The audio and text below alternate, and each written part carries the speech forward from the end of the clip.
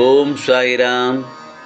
என் அன்பு குழந்தையே, இந்த சாயப்பா ஒன்று சொல்கிறேன். அனைவராலும் இதை பார்க்க முடியாது. யாருடைய வேண்டுதல் நிறைவேறப் போகிறதோ அவர்களால் மட்டுமே பார்க்க கேட்க முடியும் நான் சொல்வதை. இந்த பதிவினை கேட்டு முடித்த சமயத்தில் நிச்சயமாக உனக்கு நல்லதொரு திருப்பங்கள், இரட்டிப்பான மகிழ்ச்சி கிடைக்கும் என் செல்லமே. நீ நினைத்ததெல்லாம் நடக்கும். ஓம் சாயி, ஓம் சாயி, ஓம் சாயி என்று ஒரு 6 முறை பதிவிடு. நிச்சயமாக உனக்கு உன்னுடைய வேண்டுதல்களை எல்லாம் இந்த சாயப்பா நிறைவேற்றித் தருகிறேன் என் செல்லமே. அறிவோடு கலந்த பக்திதான் வாழ்க்கையை உயர்த்தும். நீ வாழ்க்கையில் உயர்வடைந்தால் நான் மிகவும் சந்தோஷம் அடைவேன். நீ உனது வாழ்க்கையில் உயர்வடைய வேண்டும், சிறப்படைய வேண்டும், சாதிக்க வேண்டும் என்பதுதானே இந்த சாயப்பாவின் விருப்பம். அதற்கு நான் எப்பொழுதும் என் செல்ல பிள்ளைக்கு நான் பக்கத்துணையாக இருப்பேன் என் செல்லமே.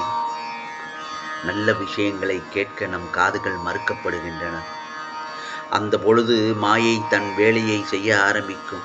அந்த சமயத்தில் நீ தொடர்ந்து தவறுகளையும் பாவங்களையும் செய்து கொண்டே இருந்தால் ஒரு நிலையில் நான் நிச்சயமாக இந்த சாயப்பா காப்பாற்ற மாட்டேன், கைவிரித்து விடுவேன் என்பதை மட்டும் மறந்து விடாதே. பிறகு அழுது புலம்பி என்ன பயன்? கடைசி நிமிடத்தில் கூட இங்கே எதுவும் மாறலாம். எனவே எதையும் மனதில் சுமந்து கொண்டு வருத்தப்பட தேவையே இல்லை. இந்த சாயப்பா உன்னோடு இருக்கும் வரை உனக்கு எதிராக இருப்பவர்கள் என்னதான் ஆட்டம் ஆடி உன்னை ஆட்டம் காண வைத்தாலும் இறுதியில் இந்த சாயப்பா ஆடும் ஆட்டத்தில் அனைத்தும் மாறிவிடும் என் செல்லமே. ஆகவே எதற்கும் கவலைப்படாமல் வாழ்க்கையை தொடர்ந்து நடத்து. என்னுடைய ஆசீர்வாதம் எப்பொழுதும் உனக்கு உண்டு என் செல்லமே. சில இடங்களில் உன் சூழ்நிலைகள் உன்னை நிலை தடுமாற வைக்கின்றது. அப்படித்தானே? ஆம், ஏதோ எண்ணங்கள் உன்னில் வட்டம் இட்டபடி சுற்றி கொண்டிருக்கிறது. உன் மனநிலை அழகிய கோலங்களாய் இருந்த நிகழ்வை தாண்டி இன்று உன்னை நீயே வெறுக்கும் அளவிற்கு அலங்கோலமாய் உன்னை படுத்தி எடுக்கிறது. புத்தியும் மனமும் நேராக இருந்தால்தான் எண்ணங்களும் சிந்தனைகளும் தெளிவாகும். என்னை முழுமையாக நம்பு. உன்னுடைய நம்பிக்கை சற்று அளவு குறைந்தால் கூட நிச்சயமாக அதில் பாதிக்கப்படுவது நீதான். சாயப்பாவை முழுமையாக நம்பினவர்களை நான் எந்த நொடியிலும் அவர்களை நான் கைவிட்டதில்லை. என்னுடைய வாக்கு சுத்தமானது. நான் உனக்கு எதை செய்ய வேண்டும் என்று எனக்கு நன்றாக தெரியும். அதையும் எப்பொழுது, எந்த நேரத்தில், எந்த தருணத்தில் உனக்கு செய்ய வேண்டும், நீ எவ்வளவுதான் உனக்கு கொடுக்க வேண்டும் என்பது முதற்கொண்டும் எனக்கு தெரியும். அப்படி இருக்கும் பட்சத்தில் நீ கவலைப்படக்கூடாது, நம்பிக்கையை இழக்கக்கூடாது, பொறுமையோடு காத்திருக்க வேண்டும். சாயப்பா, நான் பொறுமையோடு தானே காத்திருக்கிறேன் என்று நீ கூறுகிறாய். பொறுமையோடு காத்திருக்கிறாய், ஆனால் உன் மனம் அலைபாய்கிறதே, பதற்றப்படுகிறதே. எந்த ஒரு செயலிலும் முழு மனதோடும் முழு ஈடுபாடோடு உன்னால் செய்ய முடியவில்லையே என்றுதான் நான் உன்னிடத்தில் பலமுறை எச்சரிக்கை செய்கிறேன். எந்த ஒரு செயலையும் செய்வதற்கு முன்பு சற்று யோசித்து, இதில் எப்படி செய்தால் நன்மை கிடைக்கும், எப்படி போனால் வெற்றி கிடைக்கும், எந்த பாதையை நோக்கி சென்றால் நம் இலக்கு அடைய முடியும் என்பதை முதலில் சற்று தெளிவாக உன் மனதில் தீர்மானித்து அதில் திறம்பட செய்தால்தான் வெற்றி உனக்கு கிடைக்கும். ஏதோ செய்தோம் கவிழ்த்தோம் என்று இருந்தால் நிச்சயமாக அதில் நீ குழம்பித்தான் போவாய். நீ குழம்புவதை பற்றி மட்டுமில்லாமல் மற்றவர்களையும், உன்னை சுற்றி இருப்பவர்களையும், உன் குடும்பத்தார்களையும் எல்லோருடையும் சேர்த்து நீ குழப்பி எல்லோர் மனதிலும் நீ கெட்டவன் என்று ஒரு முத்திரையை பதித்து விடுவார்கள். அந்த சமயத்தில் தான் உனக்கு கோபங்களும் அதிகமாகும். என் செல்லப்பிள்ளை, உனக்கு திறமை இல்லையா? என்னதான் இல்லை உன்னிடத்தில் சொல் பார்க்கலாம். நீ அதிகமாக ஆசைப்படவில்லை.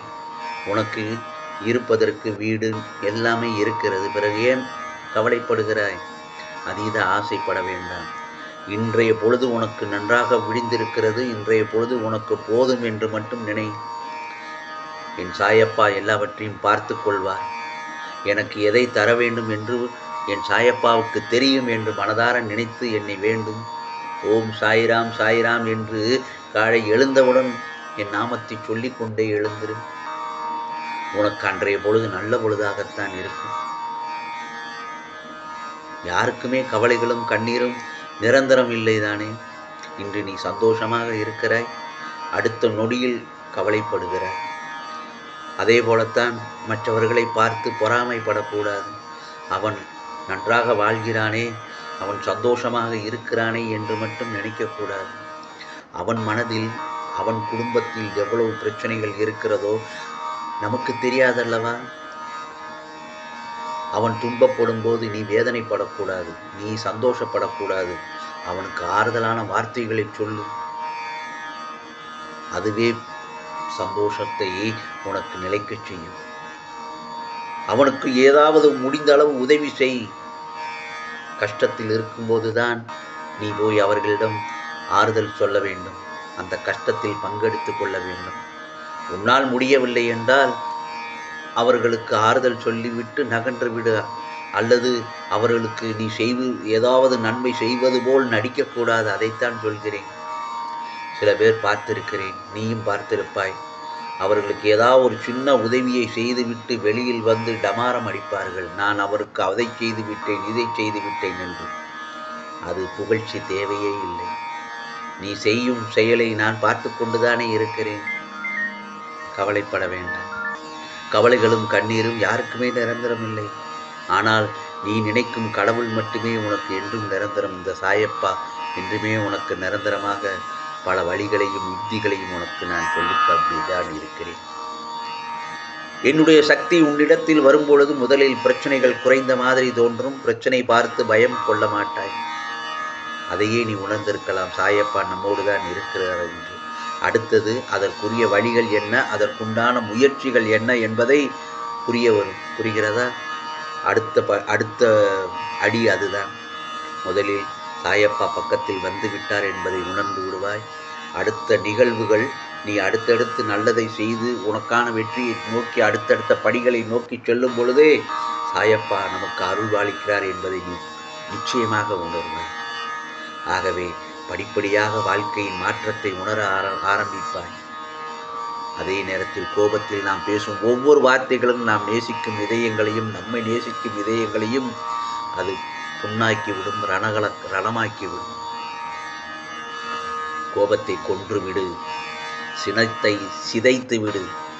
எப்பொழுதும் இந்த சாயப்பாவின் ஆசீர்வாதம் உனக்கு என்றும் உண்டு என் செல்லமே. நான் சொல்லதை நீ கேட்டுவிட்டாய் அல்லவா? அனைவராலும் இதை பார்க்க முடியாது, கேட்க முடியாது. யாருடைய வேண்டுதல்கள் நிறைவேறப் போகிறதோ அவர்களால் மட்டுமே பார்த்து கேட்க முடியும் என்று சொன்னேன். என் செல்ல பிள்ளையை நீ கேட்டுவிட்டாய். நிச்சயமாக உனக்கானதெல்லாம் நல்லதே நடக்கும், நல்லதே நடக்கும். ஓம் சாய்ராம், ஓம் சாய்ராம். ராம்ஜி அருள் கிடைக்கட்டும்.